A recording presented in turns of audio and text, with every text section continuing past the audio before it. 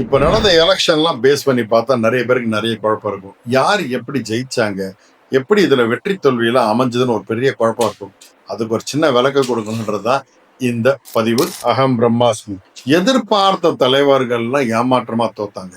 யார் தோப்பாங்கன்னு நினைச்சாங்களோ அவங்கெல்லாம் எதிர்பார்க்காத விதமா ஜெயிச்சாங்க. இதுக்கு ஒருத்தர் வாழ்க்கையில மேற்கொள்ள ஒவ்வொரு முயற்சியும் வெற்றி பெறணும்னா அதுக்கு அவங்க ஜென்ம நட்சத்திரத்துக்கு ஏற்ப அவங்க கிரகங்கள் தாக்கங்கள் அமைஞ்சிருக்கணும். இந்த கிரகங்களுடைய வேலை அதுக்கேற்ற இருக்கணும்.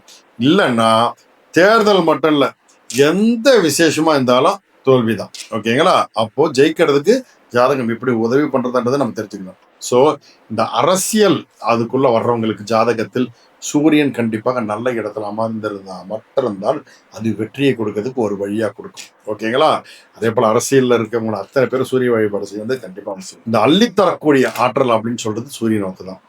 ஓகேங்களா? இந்த குலதெய்வ வழிபாடு செய்ய செய்ய செய்ய இந்த அரசியல்வாதிகளுக்கு மிகப்பெரிய ஒரு பலனை சேரும். குறிப்பா வளர்பிறை தசமி திதியில வன்னி மரத்தை 9 முறை சுற்றி வந்து வழிபட்டால் நாடாலும் அரச யோகம் கிடைக்கும்.